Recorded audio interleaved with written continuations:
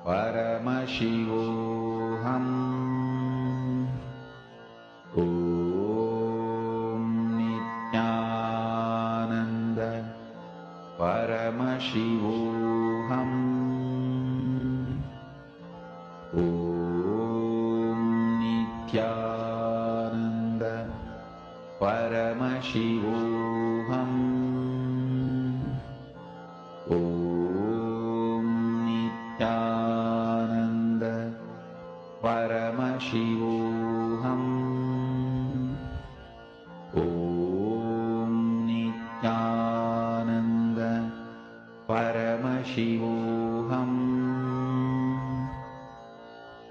Om Nityananda Paramashivoham.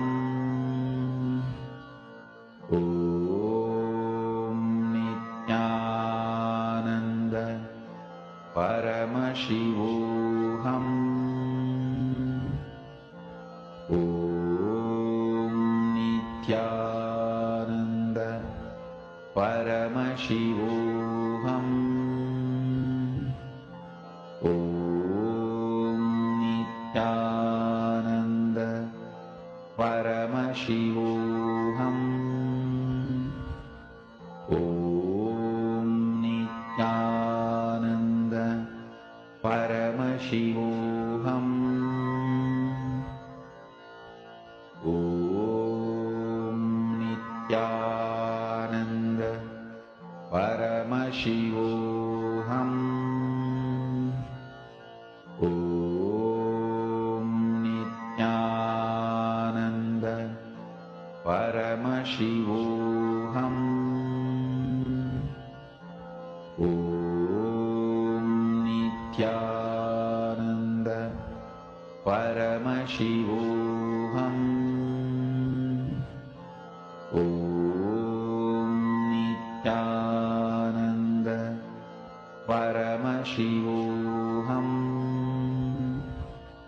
Om Nityananda Paramashivoham. Om Nityananda Paramashivoham. Om Nityananda Paramashivoham.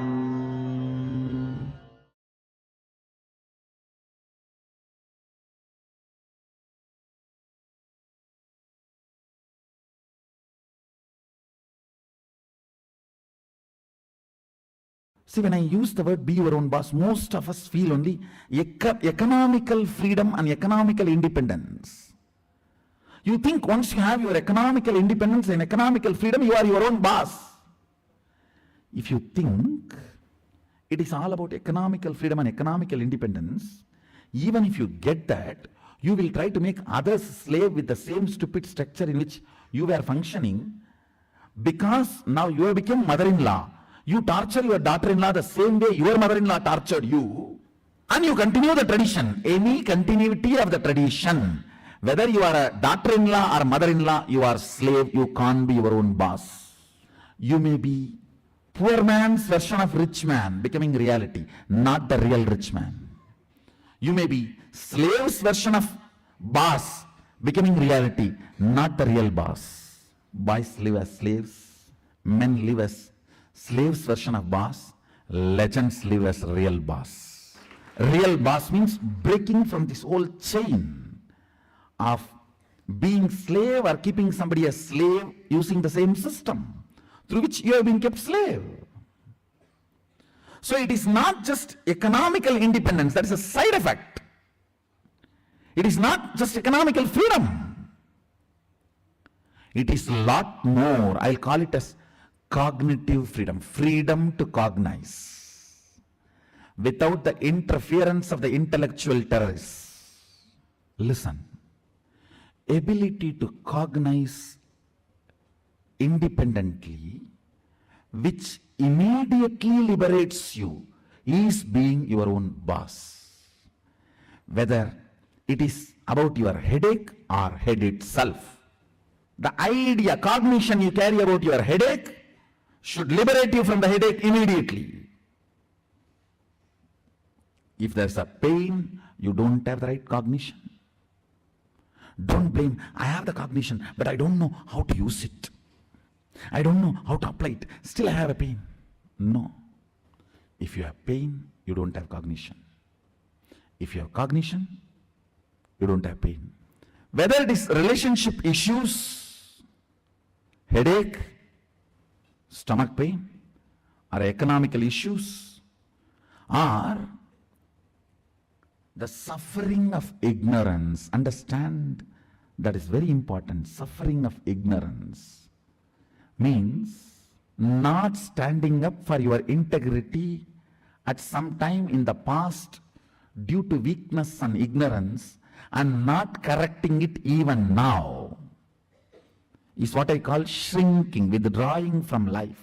At some times in the past, you did not stand up to your integrity. And again, when those situations repeat, again you are not standing up to your integrity. That is what I call suffering due to ignorance, where you can't forgive yourself. Where you can't forgive yourself. First principle is correcting the blueprint you carry inside you. Listen. Whatever you cherish in your heart, secret chambers of your heart, you attract that, you manifest that, you make that into your reality. So what you carry in your heart, in your secret chamber, in your being, in your depth, about being your own boss. Listen. The idea you carry, the idea you cherish, the idea you enjoy, being your own boss. What do you think as being your own boss? That need to be corrected, aligned. The first principle is correcting, aligning the blueprint. You are hardwired to manifest what you want. If you are manifesting difficulties, sufferings, and torture, that is what you want, be assured. Be informed that is what you want. I am not insensitive to you. I am sensible to you. I am not insensitive to you and your suffering.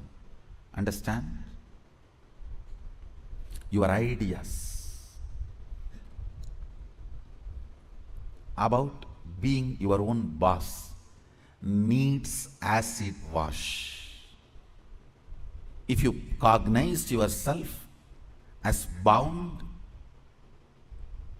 by your boss, and you create a logical ideas and visualization, fantasy about being boss,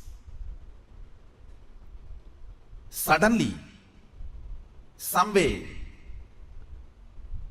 you get the power. You will only be bossing around, you will never be boss. Understand? Bossing around is different, boss is different. Still in your cognition you are a slave, but you got the power, then you will be bossing around. The first principle, acid wash your blueprint with completion. Understand? Whether you want to manifest wealth, whether you want to manifest power, whether you want to be your own boss, starts with the first principle. What is being your own boss? You decide your health. You decide your whole day. You decide what you should do, you should not do. Above all, you decide your mood whole day, how you should be and how you should not be. Deciding not just your moves, deciding your moods. Understand? Not just deciding your moves, deciding your moods too. Be your own boss means not just deciding your moves, deciding your moods. Most of you, I should say almost all of you, cognize poverty and create an idea, an ideology about richness. Cognize slaveness, but create theory and theology about freedom. Cognize bondage and create filth and philosophy about being your own boss. Understand? Creating your own theories and theologies, your own ideas and ideologies, your own filth and philosophies is not going to make you your own boss. The first principle is bringing completion to your depth, not just your thought currents. To your depth, bring completion. What is my idea of my own boss, being my own boss?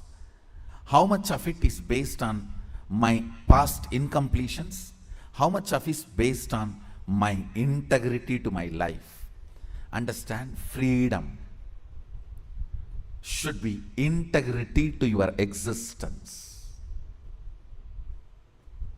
When you are integrated to your existence, you will enjoy the pleasures. When body is filled with hormones, you will enjoy peace. When the body is devoid of hormones, you will grow matured when the body stops producing hormones. It will be such beautiful flow of life. Else, powerlessness in the young age, physically, but powerfulness mentally is bondage. In the young age, you feel very powerful in the mind, but very powerless in the body because the society around you, you feel the whole society is suppressing you.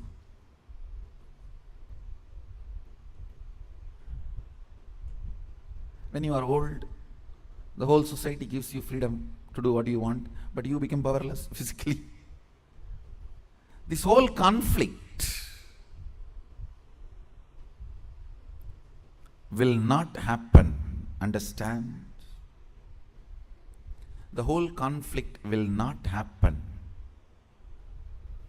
if you acid wash your ideas about richness, your ideas about freedom, your ideas about being your own boss. Being your own boss is not deciding when you will go to your office or when you will go to golf club. It is all about deciding whether do you really need golf. The stupid game.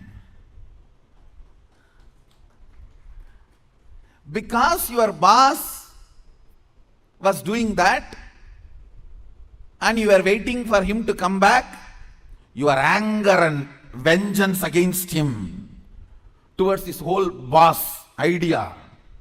When you become boss, you do the same. Making your staff to wait and you will be tuck, tuck, tuck. It is not about golfing. It is understanding, do you really need golfing? The first principle is acid wash your ideas of being your own boss.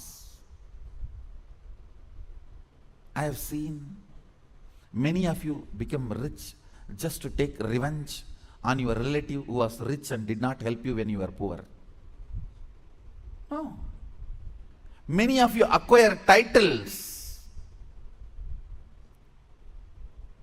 awards, rewards, just to take on revenge on somebody. By the time you reach that goal, the person is not even alive. He is not even alive. And you are stupid trying to prove yourself to somebody who is dead. Look around and look in. Look around and look in.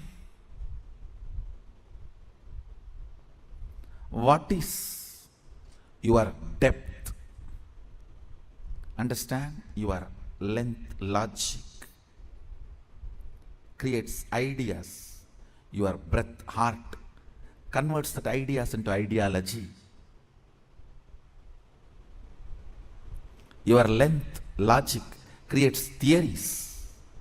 Your breath, heart converts that into theologies.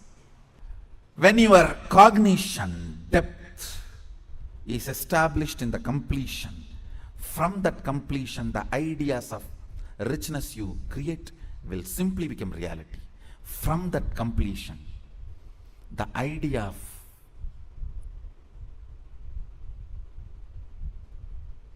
power you create, you will simply manifest. From that completion, the idea of being your own boss you create, you will simply manifest it. Look into your ideas of richness.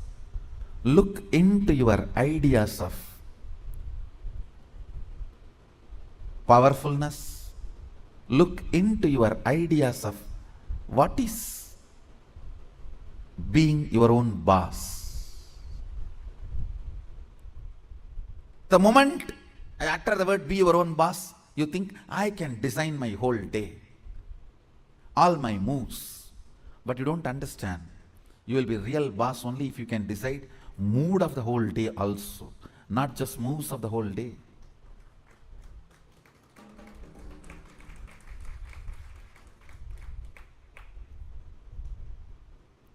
I'll say mood and moves both should be in your freedom. If I have to choose, I'll choose the moods than the moves. I'll choose the moods than the moves.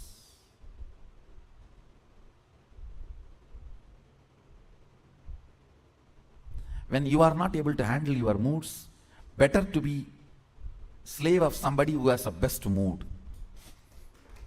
That is 1,000 times better than having only freedom to change your moves but not moods. Few minutes, dig out your incompletions, ideas you carry about being your own boss. If you suddenly win a lottery and from tomorrow, no why tomorrow, today, from today, you are your own boss, what are you going to do? How is your life is going to be? And your ideas, theories, theologies, why you want to be like this? What is the reason you want your life in this way? Think and pen down what you want to be, how you will be your own boss. Second, why you will be like that. You may think, I'll be in the golf court all the time, fully drunk. I think better to be slave than fully drunk and being in the golf cart.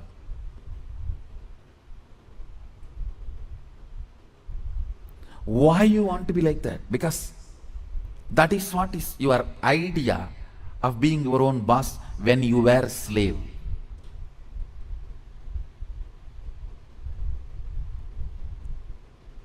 If you are slave and create an idea about power, even if you get power, it becomes politics, not power.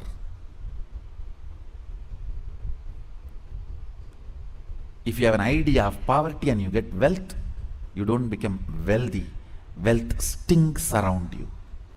Look into your ideas of poverty, ideas of wealth, ideas of slavery, and ideas of powerfulness, ideas of being a worker, ideas of being your own boss. Write first ideas. Second, ask why that idea got developed into your system. You will understand your incompletions. Incompletion means the past thoughts, emotions, patterns, hangovers, residues sitting in the present and suffocating you, not letting you live your future. Understand? Even if you live richest life as per your imagination which you developed when you were poor, you will not be living rich life. You will be living the rich life as you imagined when you were poor. It will only be the poor man's rich life. It will only be the worker's boss life. It will only be the slave's free life.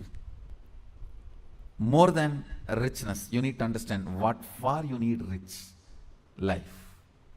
More than power, you need to know what for you need power. More than being your own boss, you need to know why you want to be your own boss. The first principle is acid wash your incompletions. I'll lead you into the second principle after this. So take few minutes and pen down. Why you want to be your own boss? What do you mean by being your own boss? Pen down the answer for both the questions. What you think of being your own boss, your ideas, and why you want to be your own boss. Please pen down answers for both the questions. The second principle, understand? I'll repeat the first principle. First principle is acid washing your idea of be your own boss and why you want to be your own boss, what you want to be and why you want to be. Understand?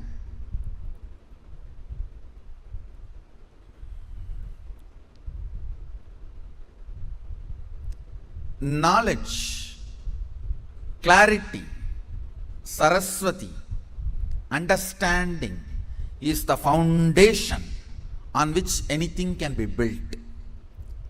People always tend to say, oh, I don't understand all that, Swamiji. You just do. You just say what I have to do, I'll do. You will not do if I just say. Even if I make you understand, you won't do. It's different. Whenever people come and tell me, oh, this is all too much, I cannot understand. You just tell me what I have to do, I'll do. I have always seen those people are worst failures. Understanding is the foundation. It's a basic necessity. Please understand. It is from your understandings you collect cognitions. Cognitions. From cognitions you manifest. It is from your understandings you collect cognitions. From cognitions you manifest. So even in the understanding level, if some things are not there, it is missing, then no way you are going to cognize it and manifest it. So the first principle is why you want to do what you want to do. Even with this understanding, thinking through, internalizing, how many of you realized many of your ideas of boss is silly? Raise your hand. Relax. Understand? If you cognize you are sexually suppressed and your idea of freedom, the moment you grow up and get your freedom, first thing you will do, you will become a womanizer. If you cognize you are deprived of food, playing, anything, the moment you get a chance, first thing you will do is going to the other extreme. No extreme is freedom. Understand? No extreme is freedom. Powerfulness is freedom. When Sadashiva describes about the dress in the Agama, Sadashiva beautifully describes about food, dress, place of stay,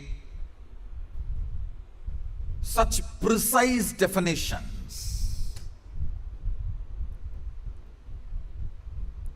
If you are new to Hindu tradition, I will introduce the word Agama. Agama means Sadashiva expressed, Devi received, and Vishnu adopted that as a software to run the universe.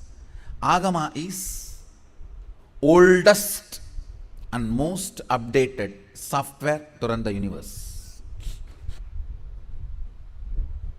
Oldest and most updated.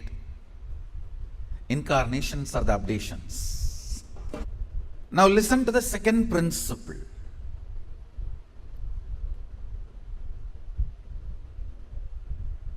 Neither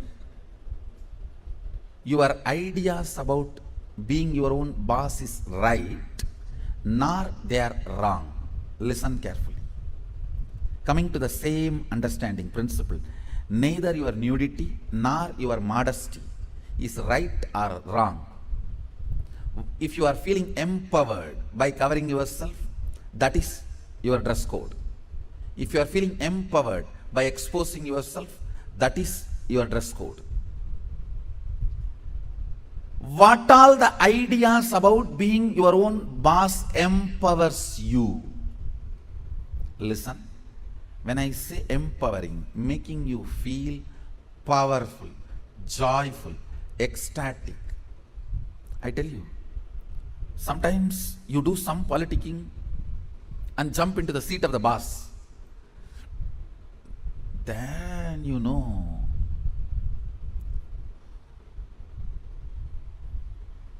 from where you jump to where.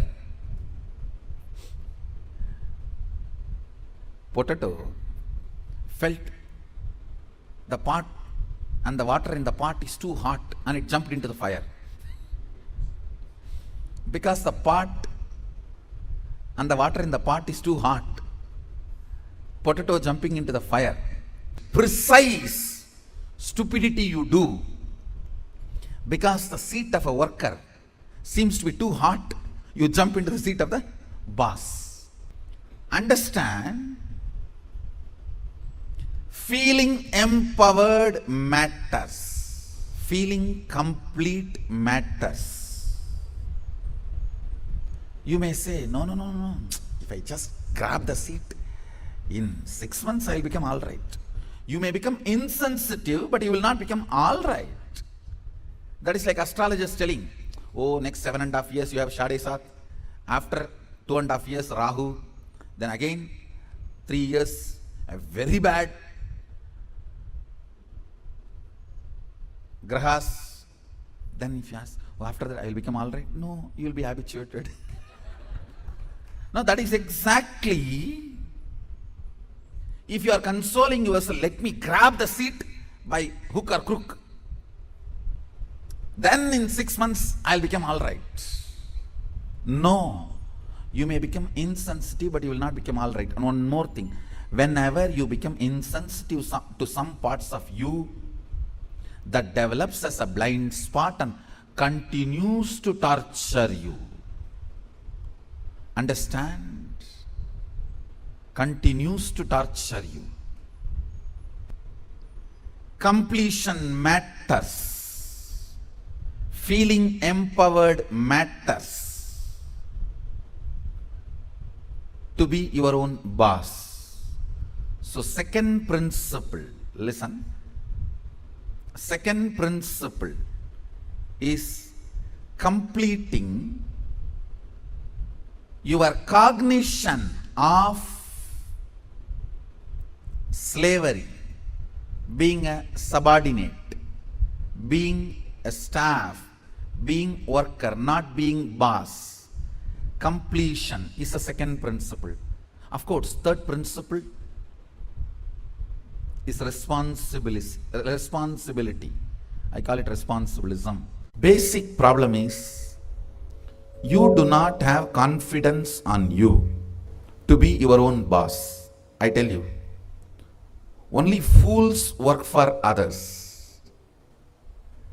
Either you spend your time, life, energy to fulfill your dreams, or somebody else will hire you to fulfill theirs. Understand the basic truth about life. You may be giving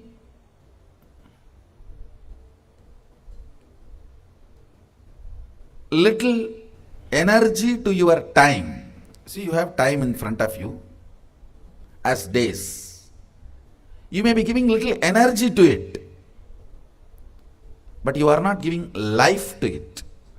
When you give little energy, you come up with some products. How to use your time. Then it's money for somebody. Understand? Time is money for somebody. Time for your boss, your time is money. For your spouse, your time is attention. For your boyfriend or girlfriend, your time is love. But actually, your time is life for you. Understand? Your time is life for you. You may be giving little energy to your time, but not life to your time. That is where this whole problem is, I tell you. Even if you think you will be a worst failure, be your own boss.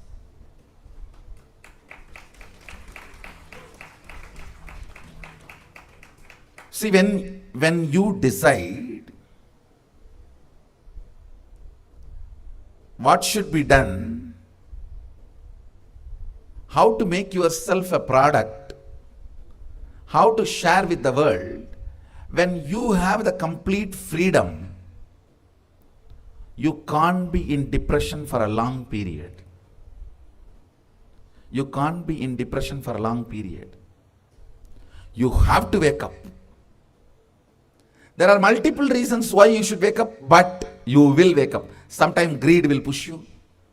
Sometimes jealousy will push you. Sometimes inspiration will push you. Sometimes right things, sometimes wrong things, but you will be pushed. When you add life to your time, when I say adding life to your time, I mean, listen carefully. Ends of your actions result completely for you. You become responsible end to end. That is what I call adding life to your time. Listen, I'll repeat. Ends of your action, effects, side effects, everything affects you directly, completely. Naturally, this situation will make you responsible.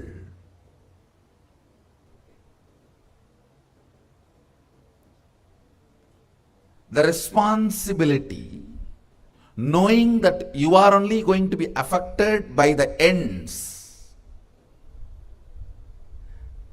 naturally makes you add life to your time. Understand?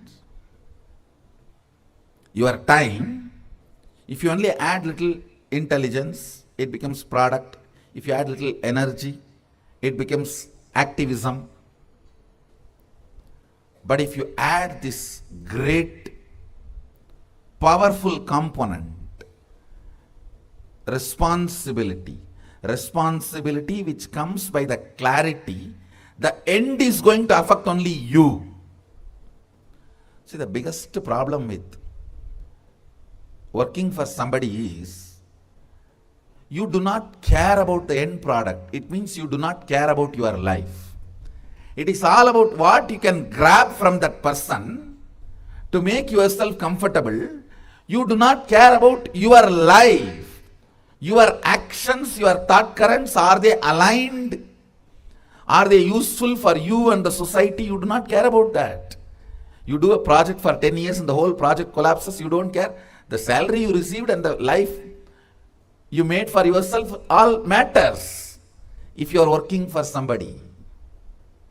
I tell you, that is where all the worst corruption, wrong mental setup starts.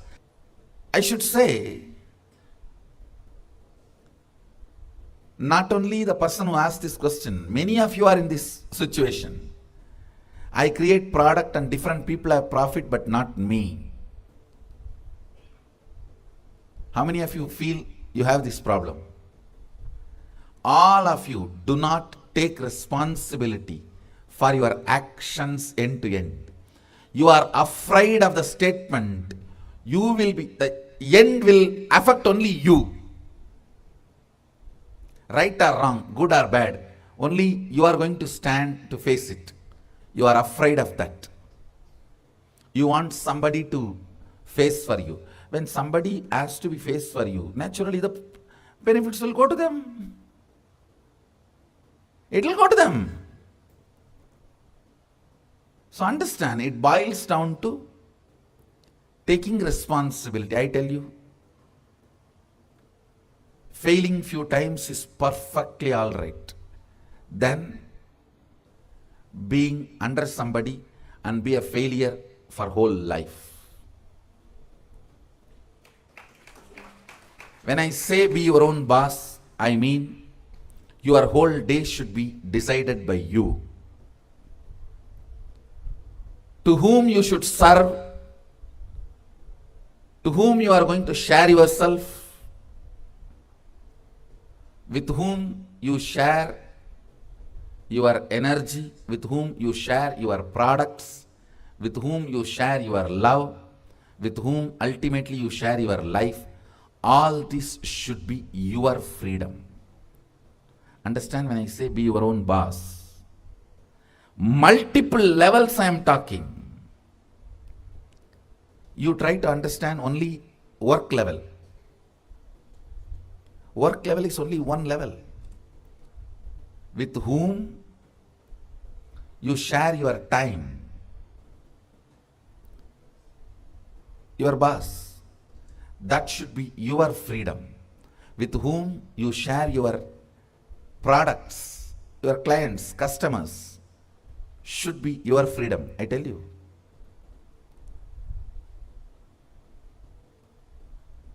You are successful as long as your customers do not make you compromise on your integrity. Once you compromise on your integrity, they will be the first failures. Understand? Not you, they will be the first failures. Like pharmaceutical industries.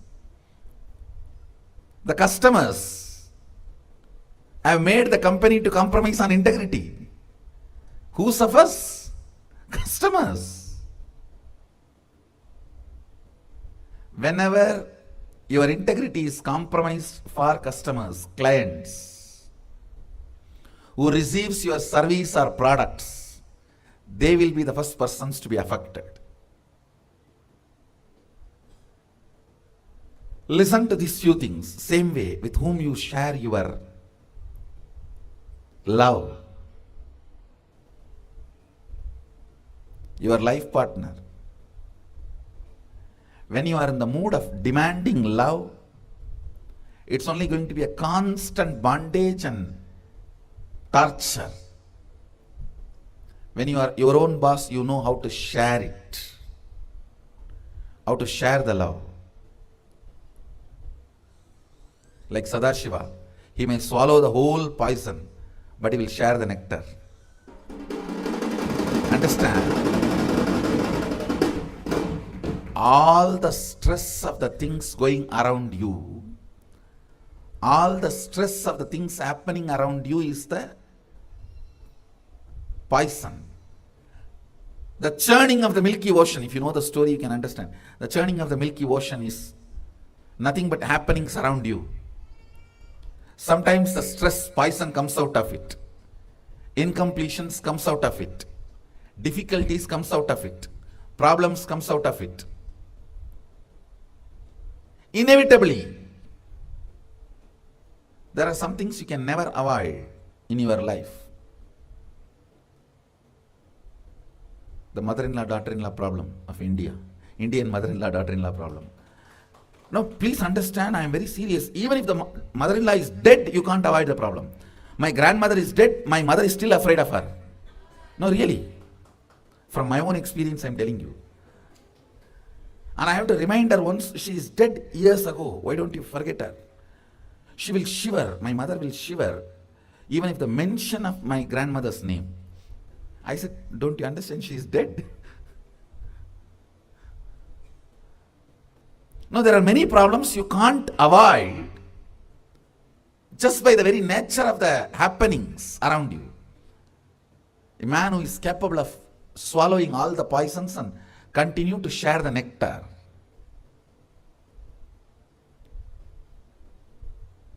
becomes leader. That is what I call ability to share love. Understand? Decide with whom you will share love will be in your control, not in the situation's control. Ultimately, with whom you share your life means who matters for your life. That is the most important, I should say, factor makes your life what it is going to be. Who matters in your life? I tell you, when I look back, why I am what I am now, I should say, in the young age, whom I really felt matter for me and my life. I was very clear, it's Arunagiri Yogeshwara who matters for me. Whoever you feel matter for your life means material out of which your very life overflows.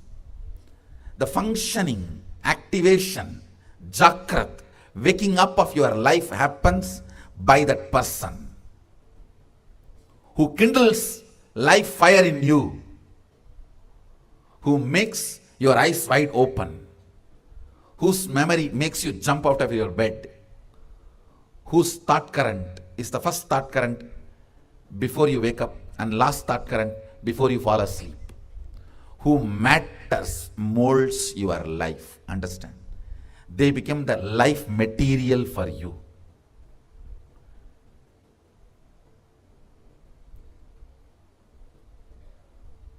You really need to dig out who matters for you, because they are going to manifest through you in next few years.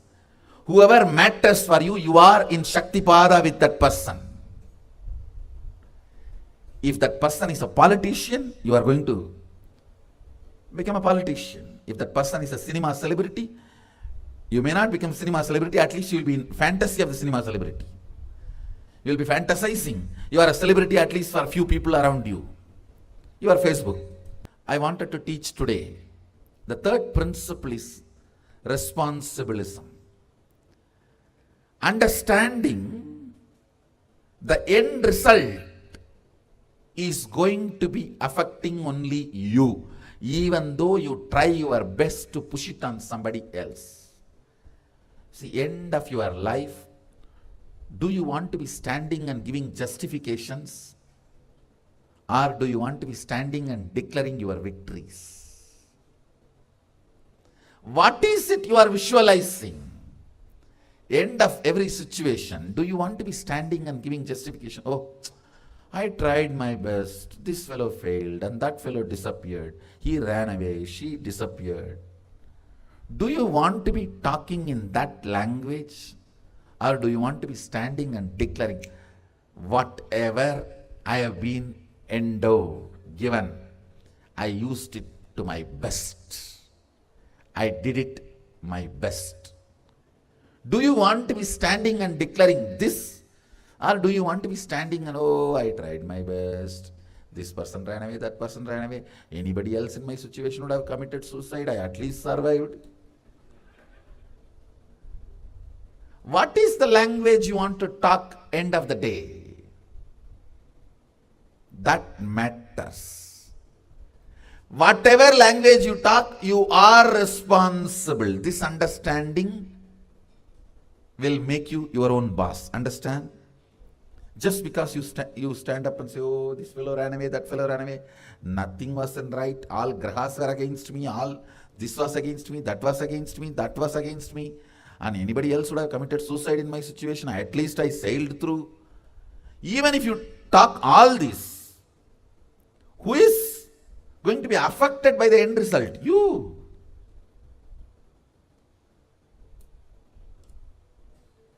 Understanding. End of the day, effect, side effect, after side effect, side after effect. All effects are going to be affecting only you. Is what I call responsibilism. Understanding this is responsibilism. Responsibilism is the third important principle to make yourself as your own boss. With this responsibilism, start building. I tell you, like salt adds taste to the food, responsibilism adds life to your time. Only when the responsibilism is added into your life starts. Only when the responsibilism is added to your time, life starts. So the first principle is knowing why you want to be boss and what is the reason you decided to be your own boss. Second, completion with the blueprint you carry. Third, responsibilism. You need to know responsibilism is not just technique or a strategy for social success or just being your own boss. It is actually a spiritual awakening. Because when you start feeling responsible, it's not that only you are awakened to the external world. You are awakened even to the internal happenings. Awakening to the internal happenings is what I am calling enlightenment. See, I have seen sometime a small story. A guy opens his lunchbox in his office and cries, oh God, same brinjal. All his friends are feeling very bad. Next day again he opens his lunchbox, oh same brinjal.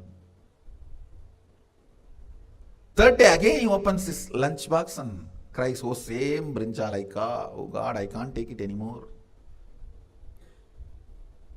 This goes on for 7 days. The friends were not able to tolerate. They asked him, why? Why don't you tell your wife to cook something else? Why are you suffering? The fellow says, hey, I am not married, I cook for myself. No, this goes on in your life many times. Look, only when the problem comes, you even remember you created it. See, when I tell this story, you laugh, but why don't you see? Only when problem comes in front of you, hits you, slaps you in your face, you see, but otherwise you know you are creating it. Sometimes you even create knowingly it is going to hit on your face. Let me handle it at that time. And you know you were not able to handle it last time when it hit. Last time when it hit you, you collapsed. You know you were not able to handle. But you have a false confidence. Let it come, I'll face at that time. Let it come, I'll face at that time. And you go on, create the problems. Never come out of that rut, that whole cycle. Understand, when you become responsible, you just wake up and ferociously break these blind spots. Ferociously dealing with your blind spots and breaking your blind spots is what I call responsibility. Responsibility or responsibilism is what I call third principle. Understand? Not just external. Whenever you become responsible, it's not that you attend only external. Even to many of the internal blind spots, you wake up. Knowing that when you are going to open your lunch box, you will be sick, but still you go on cooking same brinjal because you don't want to go to some other shop and get something new. Is what I call blind spot.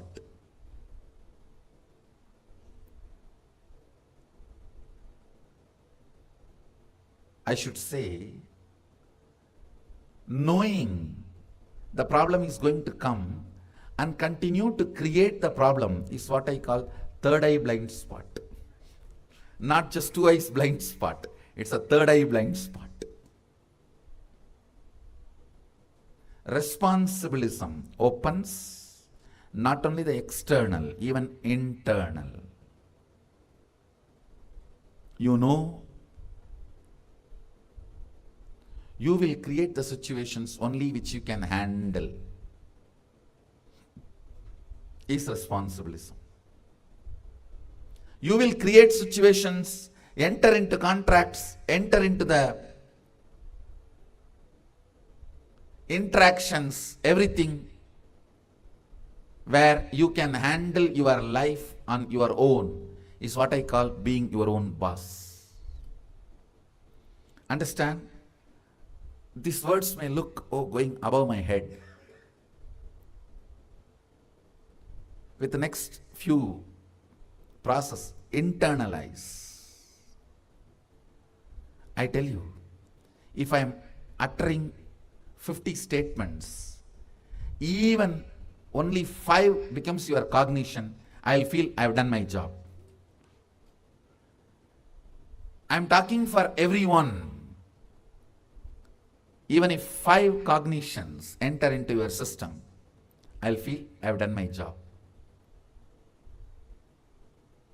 So each one of these truths I am sharing is cognitions, not instructions, cognitions.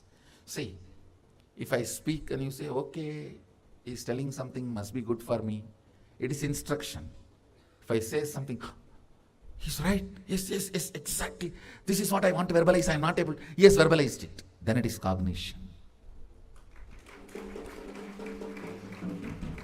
Then it has become your cognition. Even for 5 statements, your eyes lit up. If you are being lit up, it has become your cognition. I'll feel I've done my job. So answer for this question in one line. Responsibilism. Because you have not taken it, somebody else is taking it. Responsibility is not work, it is power. It is not work, it is power.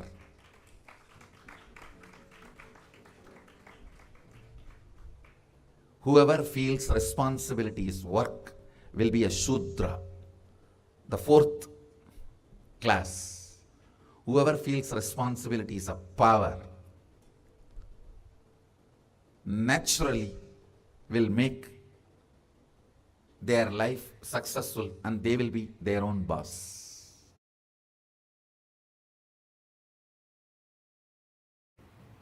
It is such a simple instruction, but actually can maintain your whole life.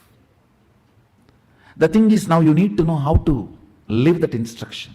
Same way, such simple, straightforward instruction I am giving. Replace your cognitions with integrity. Any idea, thought current you cherish within you is a commitment you are giving to you. Put your whole being to fulfill it or drop it. Same thing with outside. Any word you are giving, put your whole being to fulfill it or drop it. Understand? Maybe looking too simple. When you start living, you will see your whole life will become different, because in every level your action, reaction, cognition, everything will be acid washed. You will start cherishing different thought currents. You will start cherishing different ideas, ideologies. Cognitive shift, keeping integrity, is the only cognition, is the simple, straight way to become your own boss. Understand? What I am talking is like a Vedic truths. When you apply, you will understand the authenticity and power of it. Authenticity and power of it. Being your own boss means being the master of your own cognitions, being the master of your own understandings, being your own source of joy. You can be your own source of joy when your cognitions are centered on you, on very you. Pen down everything you want to do and have to be your own boss, but it has not yet become reality. It can be physical level, mental level, psychological level, physiological level, social level, relationship level, economical level. Just pen down. I'll help you to develop the liberating cognition and develop and make yourself as your own boss. Not just your own boss, your own big boss.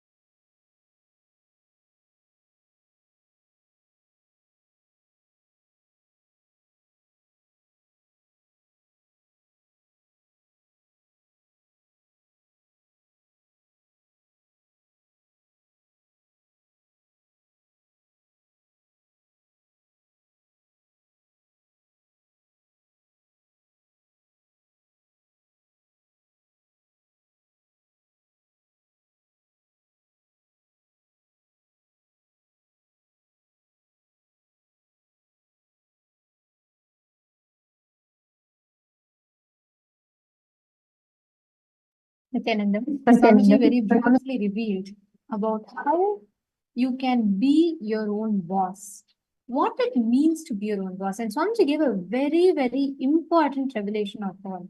Swamiji said, the idea of boss that you cherish, what you cherish when we say being your own boss, right? What you cherish as a concept of being your own boss, that only carves out your manifestation of leadership or whatever you call it. It is very, very important to understand what it means to be your own boss. I'm going to first start with, before we enter into the internalization exercise, I'm going to request all the participants to take a moment. Can I request all of you to post in the chat? When you say being your own boss, right? Like, what do you define as your boss? Like, I'll start with a question to all of you. The moment you hear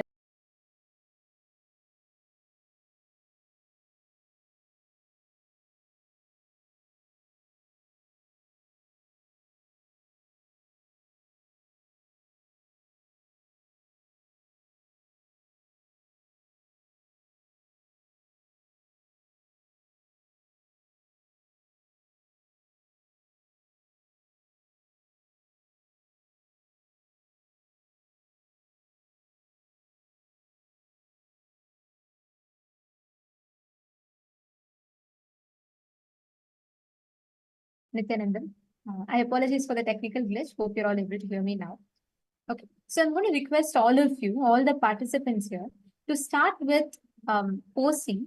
When you the moment you say the word boss, okay, can I request all of you to post what is the visualizations that comes to you?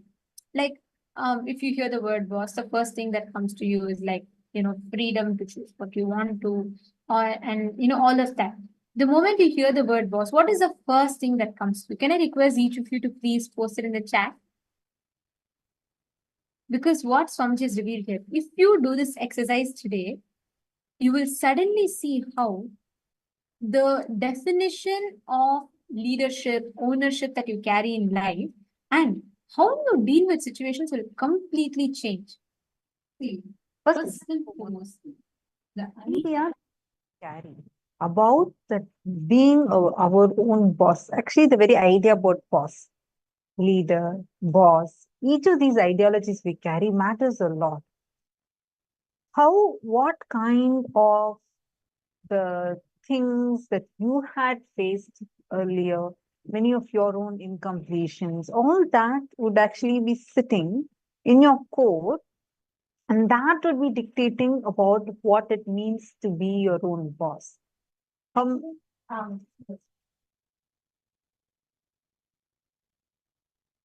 Sorry, I see Ma Sarguna has posted that boss means responsibility.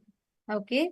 And Ma Lala Picard, Ma Sharmeen News, Ma Etherica Diana, Ma Julie Silla, can I request all of you also to please post? What does it mean when you utter the word being your own boss? What does it mean to you? See, Swamiji made an amazing statement. Swamiji said, being your own boss is not just deciding your moves, it is also deciding your moves. Not just designing your moves, but designing your moves. You understand? Now, many times, many of these different cognitions that we collect, like for example, can I request all of you to just look in and post actually the moment we say boss, what all ideas, how do you actually want to be when you think of a boss? What are the ideas you carry? Can I request all of you to actually write it down? Please write it down, because only then you will be able to first of all identify and do a thorough acid wash of what are the cognitions you are carrying about being your own boss. What does it even mean? Actually, if you look into your life, what do you define as your boss when you say being your own boss? Look in. The first principle is bringing completion to your depth, not just your thought currents. See, what is your idea of being your own boss?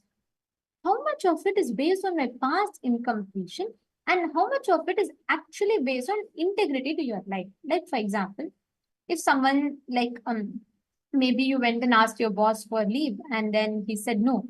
So you decide, because I'm working for someone only, I should wait on someone for leave.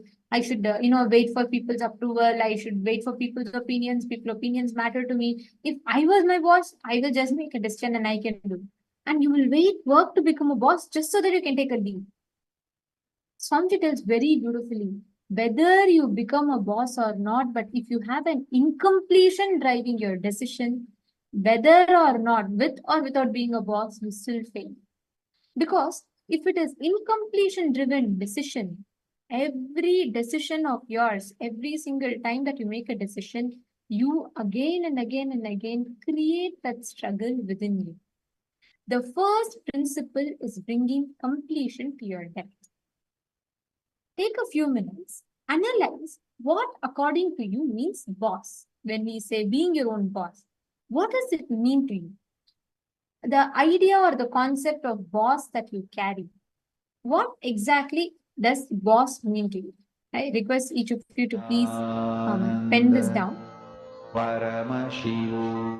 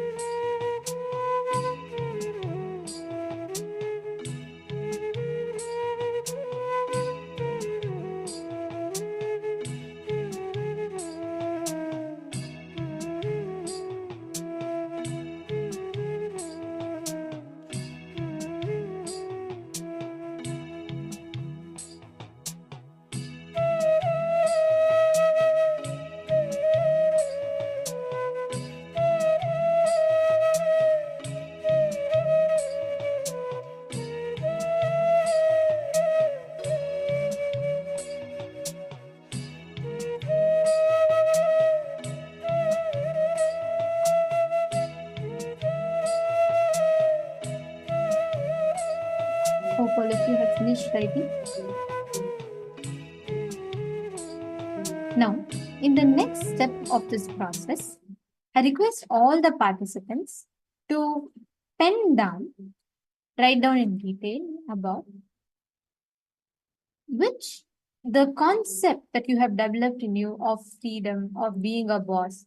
Look in and dig out the incompletions and ideas you carry about being your own boss. There's a very simple technique that Swamiji has given for this. Okay? Revisit the last 1 year of your life. Okay. And write down, see how this whole idea of being your own boss is influenced. And there's a very, very simple or a very powerful way that you can do it easily. Suddenly, if you win a lottery, okay, let's say you're winning $1 million.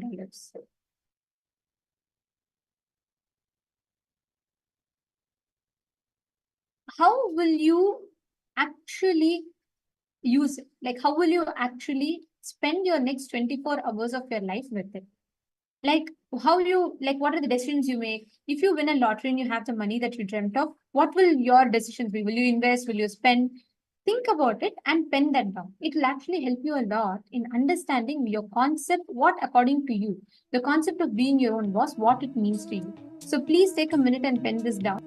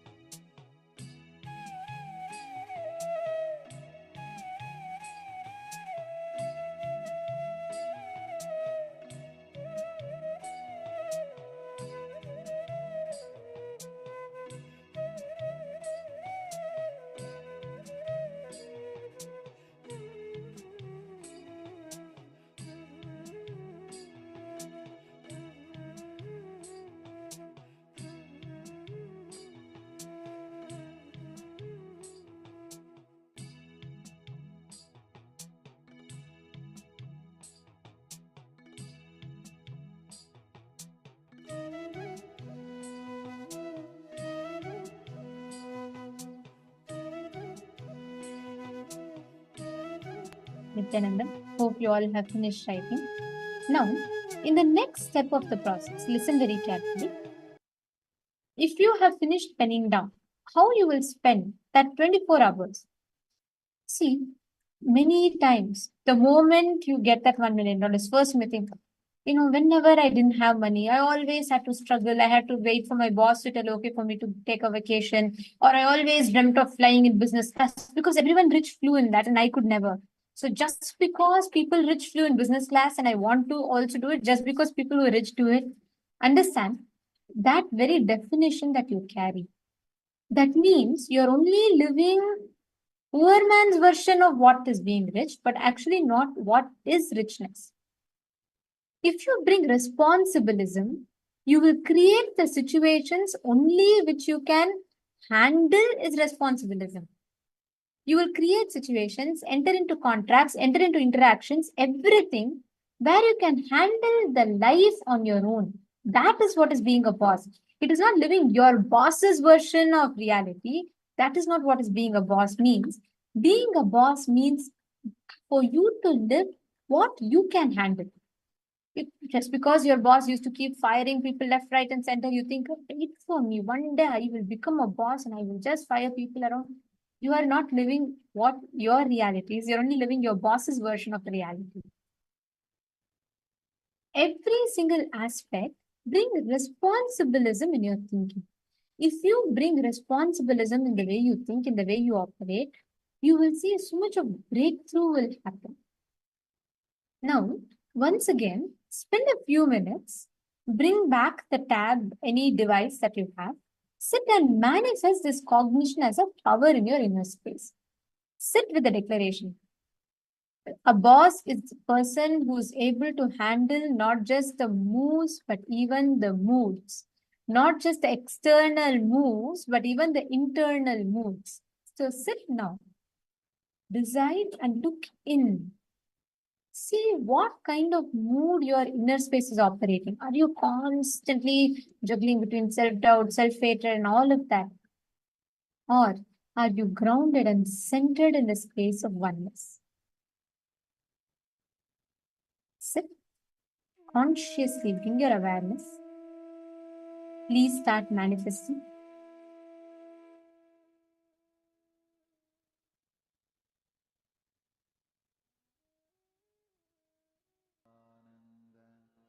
Paramashivoham Om Nityananda Paramashivoham Om Nityananda Paramashivoham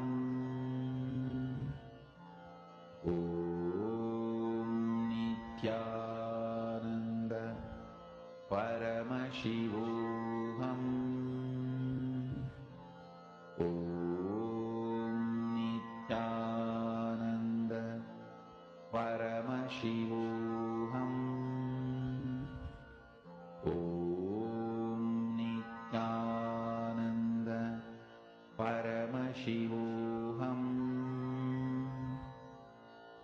Nityananda Paramashivoham Om Nityananda Paramashivoham Om Nityananda Paramashivoham Om Nityananda Paramashivoham Om Nityananda Paramashivoham Om Nityananda Paramashivoham Om Nityananda Paramashivoham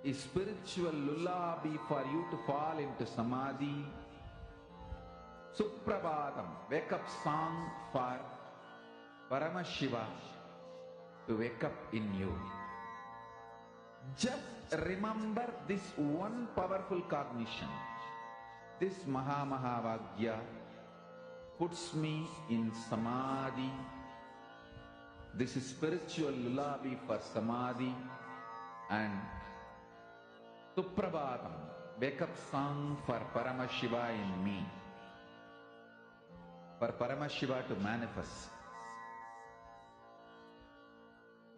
With this one spiritual powerful cognition, chant this Mahavagyya.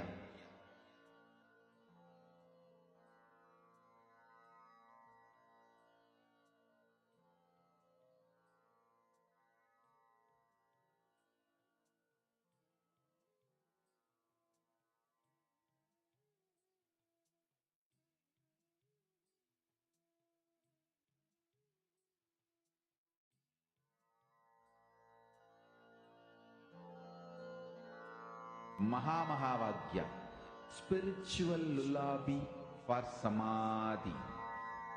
And Suprabhatam, wake up call, wake up song for Paramashiva. For Paramashiva to manifest. With this one spiritual powerful cognition, chant this Mahavagyya. Om Nityananda Paramashivoham. Om Nityananda Paramashivoham. Om Nityananda Paramashivoham.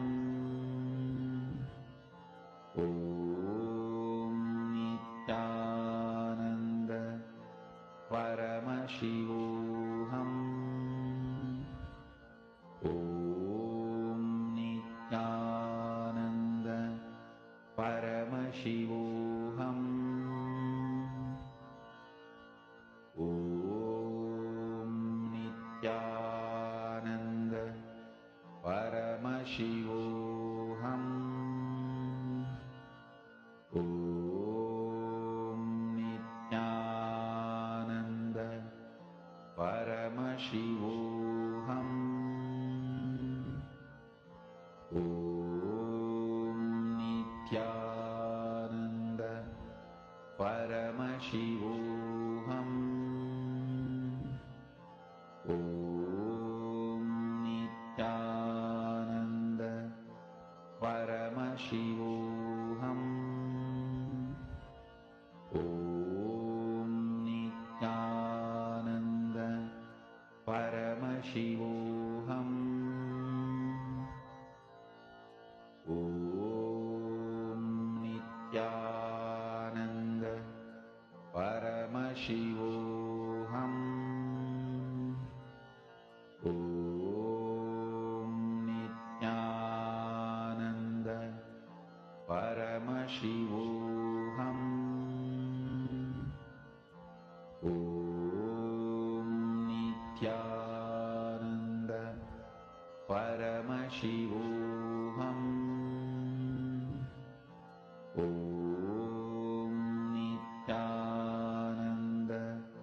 Paramashivoham. Om Nityananda Paramashivoham.